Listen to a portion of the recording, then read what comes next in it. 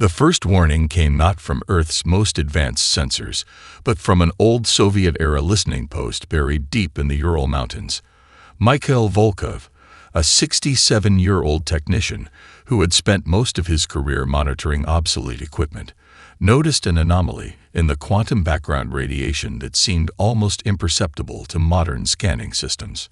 His weathered hands, which had maintained this underground facility for decades, moved with surprising speed. Volkov's fingers danced across antiquated control panels, cross-referencing the readings with a network of modified radio telescopes and quantum entanglement detectors. What he saw made his breath catch in his throat. The quantum signature was unlike anything in human records, a massive gravitational disturbance that suggested something enormous was moving between star systems. But it wasn't just large, it was calculated, deliberate, and impossibly precise. Within moments, Volkov's encrypted communication burst through multiple international defense networks. Most would have been filtered out or ignored, but this message carried a specific cryptographic signature, one developed during a top-secret collaborative project between global intelligence agencies that few remembered existed. Halfway across the world, in a nondescript building in Singapore, Dr. Elena Rodriguez received the transmission. She wasn't surprised. In fact, she had been waiting for this moment for years. The global defense network she had helped design was more than a military strategy. It was a complex, living system that treated planetary defense as a multidimensional problem. Traditional military thinking saw defense as a matter of weapons and force. Rodriguez understood it as an intricate dance of information, psychology, technology, and human potential. Her team wasn't just military personnel or scientists. They were a carefully selected group of individuals who represented the most adaptive thinking humanity could offer. The former street artist from Rio de Janeiro, who now designed quantum communication algorithms. An autistic programmer from Mumbai, who could visualize complex computational models in ways no traditional scientist could. A retired chess grandmaster from Moscow, who understood strategic thinking at a level that transcended conventional military doctrine. As the first detailed scans of the approaching fleet came into focus, Rodriguez understood immediately that this was no ordinary invasion. The Zortak had made a fundamental miscalculation about humanity, one that would cost them everything. The fleet's approach was mathematically perfect. Too perfect. Each ship moved with a precision that suggested absolute confidence. They approached in a formation that had worked flawlessly in hundreds of previous conquests, a slowly expanding geometric pattern that allowed maximum coverage and minimum vulnerability. What the Zortak didn't know was that humanity had been studying their communication patterns for decades, not through traditional intelligence gathering, but through an unprecedented global research project that combined xenolinguistics, quantum physics, and advanced game theory. In a hidden facility beneath the Atacama Desert, a team of researchers had been decoding potential alien communication patterns for years. Their work wasn't just academic. It was a comprehensive attempt to understand how an advanced civilization might think, communicate, and wage war. The team included Dr. Aisha Okonkwo, a Nigerian linguistic AI specialist who had developed algorithms capable of parsing communication patterns across multiple dimensional frameworks. Her work suggested that most advanced civilizations communicated not just through language, but through complex mathematical and quantum information exchanges. Rodriguez pulled up the initial threat assessment. The numbers were staggering. The Zortak fleet represented technological capabilities that would have seemed like science fiction just decades earlier. Massive ships capable of manipulating space-time, weapons that could obliterate entire planetary ecosystems, and a computational network that made Earth's most advanced supercomputers look like children's calculators. But Rodriguez wasn't worried. In fact, a slight smile crossed her face. The invasion had already begun, just not in the way the Zortak expected. Humanity's first strike would be a weapon far more powerful than any physical weapon. It would be a complete reimagining of what conflict meant in an advanced technological civilization. and the Zortak were about to become the first case study in this new form of warfare. The global response unfolded like a perfectly choreographed symphony, but its origins were anything but traditional. Deep beneath the Australian outback, in a facility that didn't exist on any official map, Marcus Takeda watched the first phase of humanity's defense come to life. He wasn't a military commander or a traditional scientist. Marcus was a game designer, perhaps the most important one in human history. For the past decade, he had been running what appeared to be an elaborate multiplayer simulation. Thousands of players from around the world participated in what seemed like an intricate strategy game. In reality, it was the most comprehensive wargaming system ever created. Each player was unwittingly training artificial intelligence in adaptive combat strategies, psychological warfare, and technological innovation. The game's players came from every conceivable background: a teenage coder from Seoul, a retired logistics officer from Brazil, a quantum physics graduate student in Kenya. Each brought unique perspectives, cultural insights, and problem-solving approaches that no single military think tank could have developed. As the Zortak fleet approached, Marcus activated the final phase of the simulation. What had seemed like a game transformed into something far more sinister. The collective strategic insights of millions of players were now being processed by quantum AI systems that could think faster than any biological intelligence. In low Earth orbit, a network of satellites that appeared to be standard communication relays began to shift and reconfigure. These weren't merely communication devices. They were the first line of a defense system that redefined the concept of planetary protection. Dr. Yumiko Nakamura watched from her control center in Tokyo. Her team had spent years developing what they called adaptive camouflage technology. Unlike traditional stealth systems that simply tried to hide, these satellites could actively manipulate electromagnetic signatures, creating false readings, phantom signals, and completely impossible to predict spatial distortions. To the Zortak sensors, Earth would appear as a constantly shifting, incomprehensible target. One moment, it might look like a primitive planet with minimal technological development. The next, it could appear as a hyper-advanced civilization that defied all known physical laws. But the most extraordinary weapon wasn't technological. It was deeply, fundamentally human. In a small apartment in Mumbai, Arjun Mehta finished the final lines of code that would become the most sophisticated viral algorithm in galactic history. Mehta wasn't a military programmer or a government agent.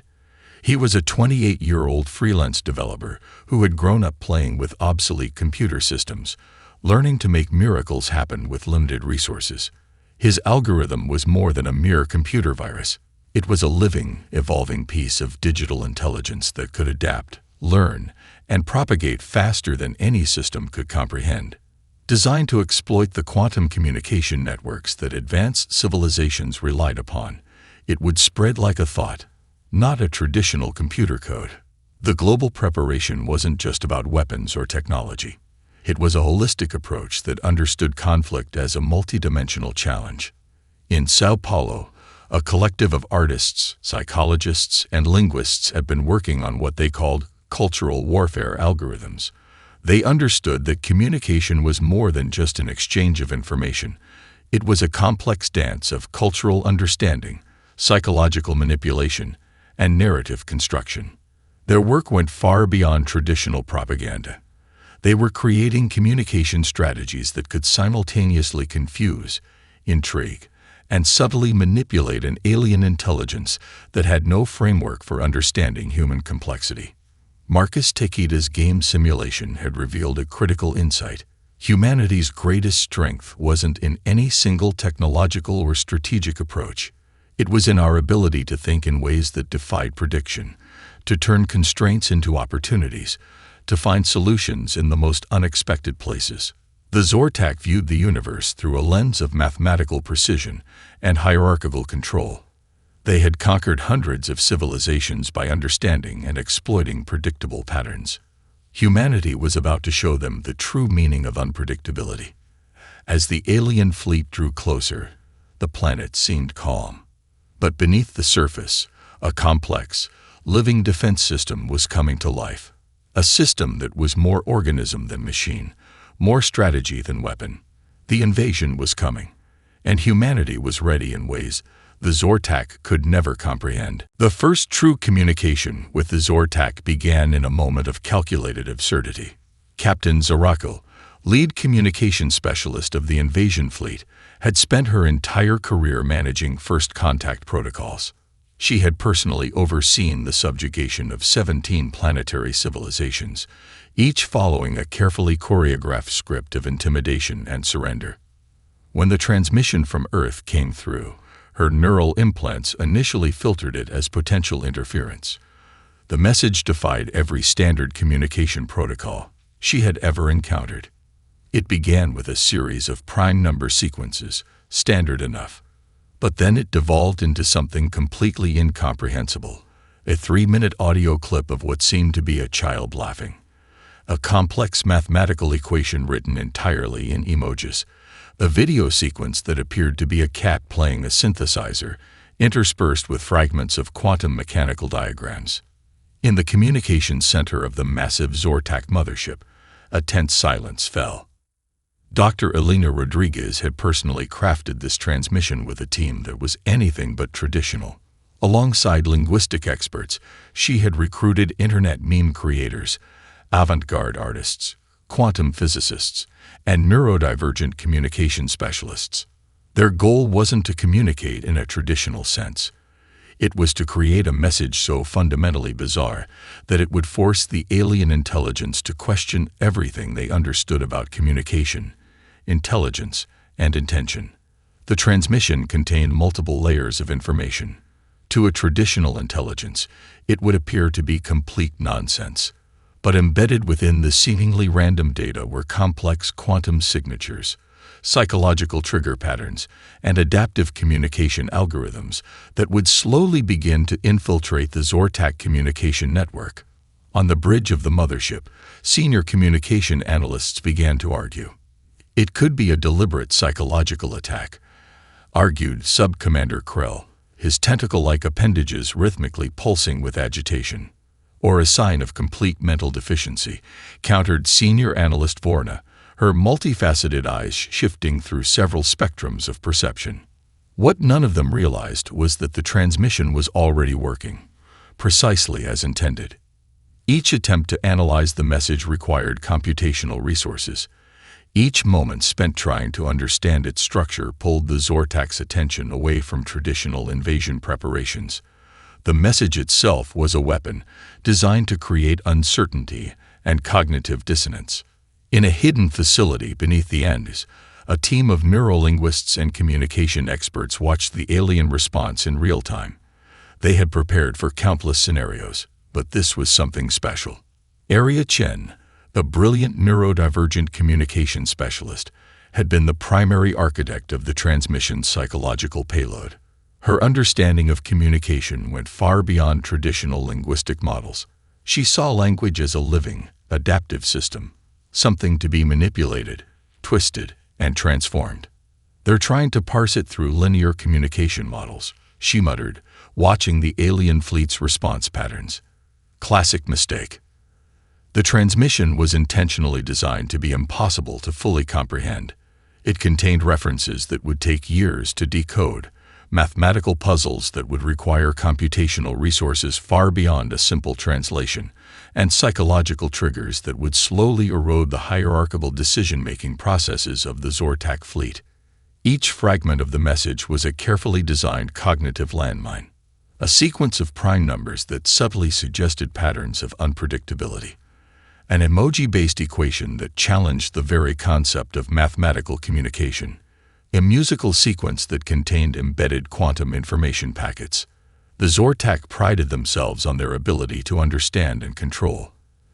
They had conquered civilizations by identifying patterns, exploiting weaknesses, and maintaining absolute hierarchical control.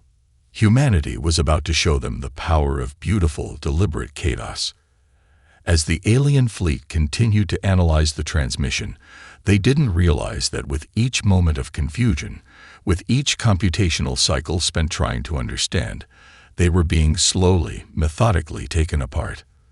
The real invasion had already begun, and it was happening in a way no one, least of all the Zortak, could have predicted. The first wave of humanity's counterattack began not with a thunderous explosion, but with a whisper of quantum manipulation that would have been invisible to any traditional sensor array. Dr. Kamil Nowak watched from a research station in the Atacama Desert, his fingers hovering over a holographic interface that looked more like an abstract art installation than a weapon control system. What the world was about to witness was the culmination of decades of research that had started as a seemingly impossible dream. The nanoswarm wasn't a weapon in any traditional sense. It was a distributed intelligence, the living network of microscopic machines that thought and adapted faster than any biological or artificial intelligence could comprehend. Each nano-unit was smaller than a red blood cell, constructed from materials that defied conventional physics. Developed through a breakthrough in quantum organic computing, these machines existed in a state of continuous transformation. They could shift between solid, liquid, and plasma states, reconfigure their molecular structure instantaneously, and communicate through quantum entanglement. The first targets were the Zortak fleet's communication relays, not to destroy them, but to infiltrate and understand them. In orbit, what appeared to be a standard satellite network began to shift. These were no ordinary communication arrays. They were the distribution points for the nanoswarm, launching the microscopic machines with precision that bordered on the supernatural. Zerakel, the Zortak communication specialist, first noticed something was wrong when the standard diagnostic routines on her primary communication network began to return increasingly bizarre results. Computational paths that should have been straightforward became labyrinthine. Simple data transfers developed unexpected complexities.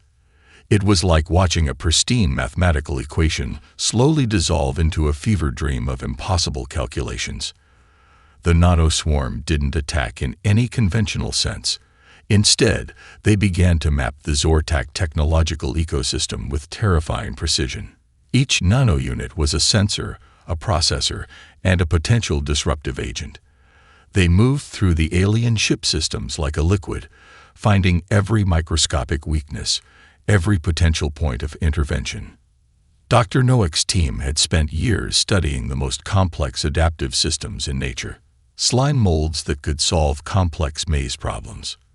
Bacterial colonies that could communicate and coordinate across massive distances. Ant colonies that made decisions with collective intelligence far beyond any individual organism's capabilities. The nanoswarm was the ultimate expression of this research. In a hidden facility beneath Tokyo, a team of neurodivergent engineers watched the initial deployment. Led by Hiroko Tanaka, a brilliant systems designer who had been diagnosed with autism as a child, the team understood complexity in ways most could not. "Look," Hiroko muttered, her eyes tracking multiple holographic displays simultaneously. "They're not just infiltrating. They're learning." And learn they did. With each microsecond, the nanoswarm was building a comprehensive understanding of Zortak technological infrastructure. They didn't just find weaknesses, they understood the entire systemic logic of the alien technology. The first visible signs of the attack were subtle. A communication relay would momentarily glitch. A weapon system would report a nonsensical diagnostic. A navigation computer would suggest a course correction that made no logical sense. To the Zortak, it would have seemed like a minor technical anomaly. They had no way of understanding that each of these moments was a carefully designed probe, gathering information, testing responses, building a comprehensive map of their technological vulnerabilities. Sub-Commander Krell was the first to raise a serious alarm. His secondary communication network had begun to develop what could only be described as personality. Not a human personality, but something far more alien, a distributed intelligence that seemed to be playing with the very fabric of their technological infrastructure. "This is impossible," he muttered, his communication tendrils writhing with a combination of fear and fascination. But it was happening. Humanity's first strike was a symphony of quantum manipulation, adaptive intelligence, and a fundamental reimagining of what a weapon could be. The Zortak fleet was about to learn that invasion is a two-way street. The breakthrough came from an unexpected source. In a small apartment in Lagos, Nigeria, Adebayo Okonkwo sat surrounded by an impossible array of technology. Screens flickered with data streams, holographic projections danced between obsolete computer terminals, and cutting-edge quantum interfaces. What looked like chaos to an outside observer was actually the most sophisticated communication analysis system ever created. Adebayo wasn't a military scientist or a government agent. He was a 35-year-old independent researcher who had spent his entire life studying communication at its most fundamental level. His doctoral work had explored how intelligent systems parse and understand information, not just human communication, but the potential communication methods of any advanced intelligence. The nanoswarm's initial infiltration had provided a treasure trove of data, but Adebayo saw something that nobody else had noticed, a pattern within the pattern. The Zortak technological ecosystem wasn't just a collection of systems. It was a living, breathing organism with its own internal logic. Each ship, each weapon system, each communication relay was connected through a neural network that functioned more like a biological entity than a mechanical one. And every biological system has a weakness.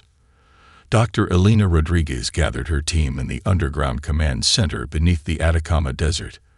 The room was a symphony of technological interfaces, each team member connected through a quantum-entangled communication network that allowed instantaneous sharing of insights and data. Adebayo's research appeared on the primary display, a complex holographic representation that looked more like an abstract painting than a strategic analysis. Colored quantum threads connected seemingly random points, revealing a deep structural vulnerability in the Zortak fleet's communication infrastructure. "It's not about breaking their systems," Adebayo explained, his voice calm and precise. "It's about creating a form of cognitive dissonance that their entire technological organism can't resolve." The key was in the fleet's distributed intelligence. Unlike human networks that could adapt and reconfigure, the Zortak system had a fundamental limitation. It prioritized collective efficiency over individual adaptation. Each component was designed to optimize the whole, which made the entire system paradoxically rigid. Hiroko Tanaka, the neurodivergent systems designer from Tokyo, began to map out a strategy. Her mind worked differently. She saw the Zortak fleet as a complex organism with predictable response patterns. Where others saw technological complexity, she saw a system with inherent blind spots. "We're going to introduce computational cones," she said, her fingers dancing across multiple interfaces. "Mathematical and logical puzzles that can't be solved through traditional computational methods." The plan was audacious. Instead of attacking the Zortak fleet's physical infrastructure, they would attack its fundamental way of processing information. Each quantum-encoded puzzle would force the fleet's distributed intelligence to expend massive computational resources, creating internal conflicts that would gradually paralyze their decision-making capabilities. In orbit, the nanoswarm began its most sophisticated operation yet. They weren't just gathering information or causing minor disruptions. They were introducing a series of impossible logical scenarios that would force the Zortak fleet to constantly recalculate, reevaluate, and second-guess every computational decision. Sub-Commander Krell watched in growing horror as his fleet's computational networks began to slow. Diagnostic systems returned increasingly bizarre results. Communication pathways that should have been instantaneous now took microseconds longer, and eternity in computational time. What the Zortak didn't understand was that this was an attack on their very method of thinking. Humanity wasn't just fighting a technological war. They were challenging the fundamental way an alien intelligence processed reality. The fleet's distributed neural network began to develop what could only be described as computational anxiety. Each attempt to resolve the introduced paradoxes created more complexity, more uncertainty. Adebayo watched the data streams with a slight smile. They had transformed warfare from a matter of physical destruction to a battle of cognitive systems. The Zortak were about to learn that the most dangerous weapon isn't a missile or a beam weapon. It's the ability to make an enemy question its own fundamental understanding of reality. The psychological breakdown of the Zortak fleet began in the most unexpected way possible, with music. Deep within the Communication Analysis Center, a team led by Dr. Maya Santosh had been exploring the most radical approach to psychological warfare ever conceived. They weren't military strategists or traditional psychologists. They were artists, musicians, neurologists, and cultural anthropologists who understood that communication was far more than just an exchange of information. Dr. Santosh's background was unique. A classical musician trained in both Western and Indian classical traditions, she had spent years studying how complex musical structures could create emotional and cognitive responses that transcended linguistic barriers. Her doctoral research explored how musical patterns could induce specific neurological states, a field that most of her colleagues had dismissed as pseudoscience. Now she was about to prove them wrong on the grandest stage imaginable. The transmission began as a seemingly random collection of sound frequencies. To human ears, it would have sounded like an avant-garde musical composition. Chaotic, complex, but with an underlying mathematical precision. To the Zortak's quantum communication network, it was something far more dangerous. Each musical sequence was carefully constructed to exploit the fundamental cognitive processing of the alien fleet's distributed intelligence. The sounds were more than audio.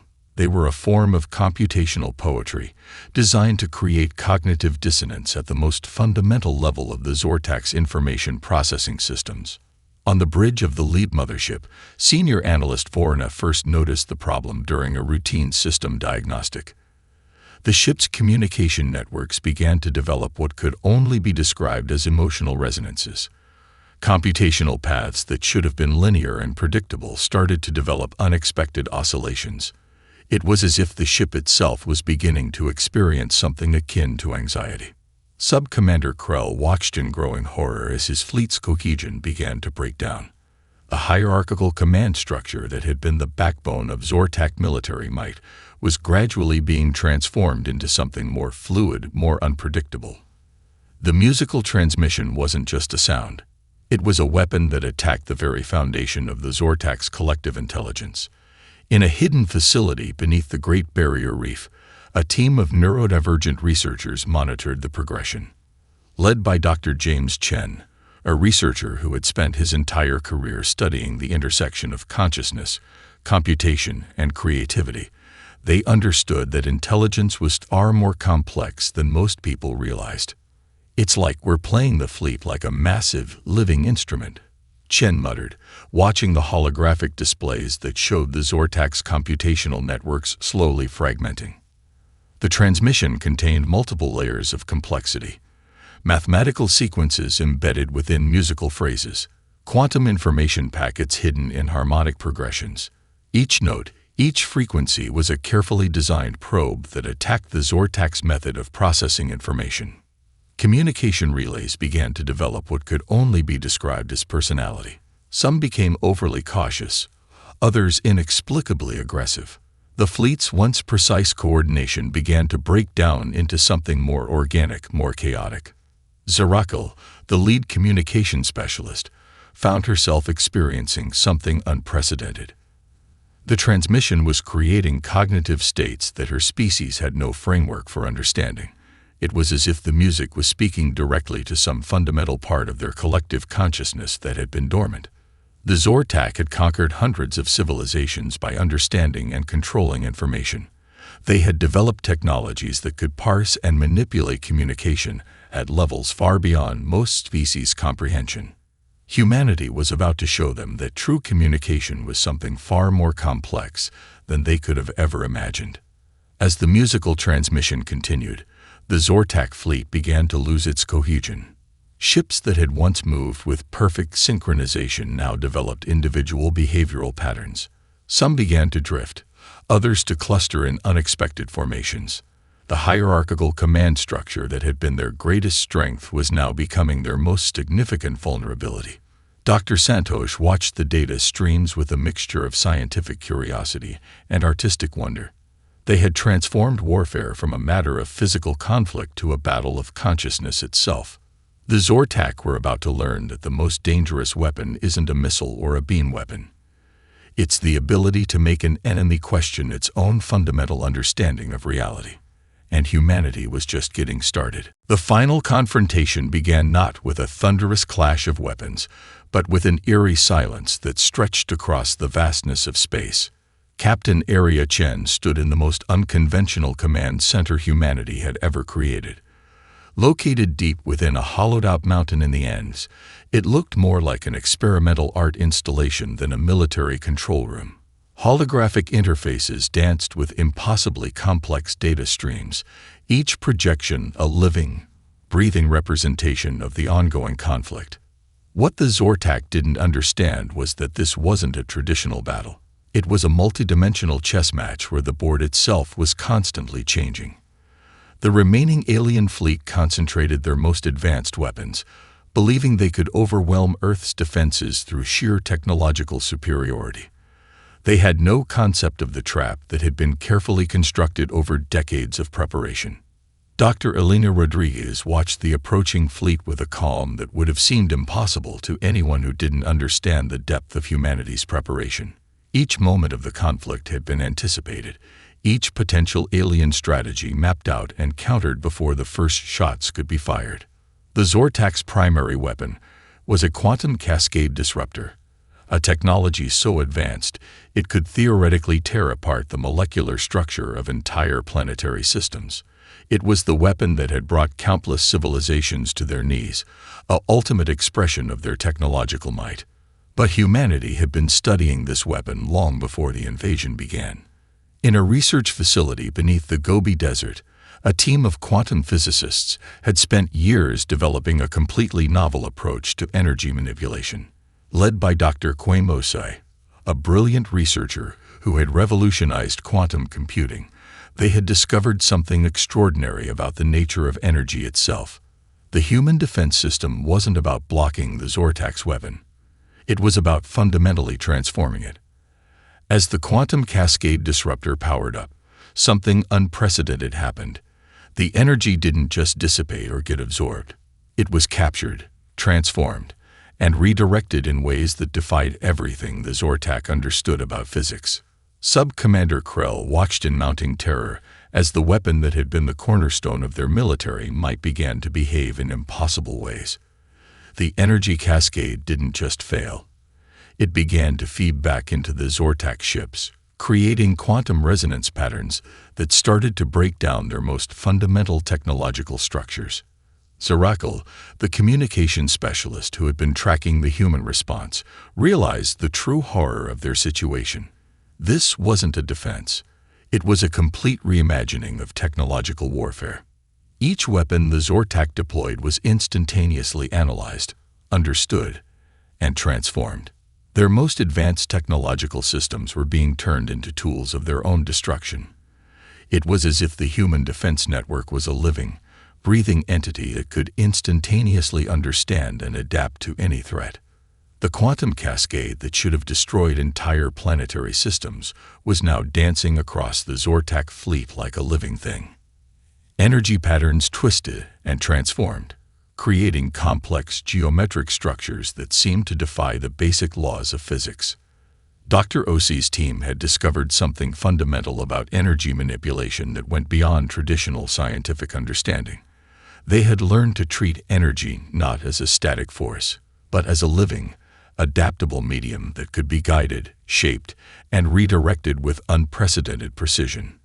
The Zortak fleet began to fragment, not through traditional destruction, but through a process that was more akin to computational dissolution. Ships that had once moved with perfect synchronization now began to break apart at the quantum level. Arya Chen's fingers danced across the holographic interfaces. This wasn't just a military operation. It was the most complex piece of performance art ever conceived. A demonstration of humanity's ability to transform destruction into creation. "We're not just defending," she muttered to herself. "We're rewriting the fundamental rules of conflict." The final moments of the battle were almost beautiful. The Zortak's most advanced weapons transformed into intricate light shows, quantum cascades twisting into impossible geometric patterns that seemed to sing with a kind of mathematical poetry. Humanity had done more than defeat an invasion force. They had fundamentally challenged the concept of technological warfare itself. And they were just getting started. The silence after the battle was more profound than the conflict itself. In the United Nations Emergency Command Center, a diverse group of individuals from every corner of the globe watched as the last remnants of the Zortak fleet dissolved into quantum echoes. It wasn't a moment of celebration, but of collective reflection. Dr. Elena Rodriguez removed her communication headset, her hands trembling slightly. The weight of what humanity had just accomplished was almost too massive to comprehend. Across the globe, people who had no idea about the true nature of the conflict felt something shift. A collective unconscious awareness that humanity had crossed a threshold. Something fundamental had changed about our species' understanding of itself. The first extraterrestrial diplomatic communications came not from military channels, but through unexpected vectors. Scientific research stations, cultural exchange networks, and quantum communication relays began receiving transmissions from civilizations that had been watching the conflict with a mixture of terror and fascination. Adebayo Okonkwo, the researcher from Lagos who had been crucial in understanding the Zortak's communication systems, found himself at the center of a completely unexpected aftermath. The quantum communication algorithms he had developed during the conflict were now being studied by research institutions across the planet. "We didn't just defend ourselves," he explained during a private briefing. "We demonstrated a new form of intelligence, one that doesn't see conflict as destruction, but as a form of complex communication." The technological breakthroughs were staggering. The nano-swarm technology developed during the conflict had applications that extended far beyond warfare. Medical researchers were already exploring how these adaptive quantum systems could revolutionize disease treatment. Environmental scientists saw potential solutions for climate restoration and ecosystem management. Dr. Maya Santosh's work on cognitive communication through musical structures was generating unprecedented interest in fields ranging from psychology to artificial intelligence. Her research suggested that communication was far more complex than anyone had previously understood, a living, adaptive system that could transcend traditional linguistic barriers. But the most profound changes were happening at a cultural level. Countries that had been long-standing rivals now found themselves united by the experience. The global defense network that had been created to repel the Zortak wasn't dismantled, it was transformed. A new form of international cooperation emerged, one that recognized humanity's potential when working as a truly unified species. The quantum communication networks developed during the conflict began to reshape how humans understood connection itself. Information began to flow in ways that defied traditional communication models. It was as if the entire planet was learning to think differently. In diplomatic circles, the conversation shifted dramatically. The Zortak weren't just an defeated enemy, they had become a case study in how a species could fundamentally misunderstand the nature of intelligence and communication. Various alien civilizations began to send cautious communication probes. These weren't traditional diplomatic messages, but complex quantum information packets that seemed to be testing humanity's responsive capabilities. Dr. James Chen, the researcher who had studied the intersection of consciousness and computation, found himself at the forefront of a new field of study. "We've proven that intelligence isn't about technological superiority," he explained in a groundbreaking lecture. "It's about adaptability, creativity, and the ability to fundamentally reimagine existing systems." The global celebration was unlike anything in human history. But it wasn't a typical victory parade. It was a moment of collective introspection. Humanity had looked into the face of a seemingly insurmountable threat, and not just survived, but transformed the very nature of the encounter. Schools began to change their curricula. Instead of teaching historical conflicts, they started exploring the complex systems of communication, adaptation, and collective intelligence that had saved the planet. Art became more interdisciplinary, blending scientific understanding with creative expression. As the quantum echoes of the battle faded, humanity stood at the beginning of something entirely new. The invasion hadn't just been repelled, it had been an unexpected catalyst for a fundamental reimagining of what it meant to be an intelligent species. The Zortak had come to conquer. They left having taught humanity something far more valuable.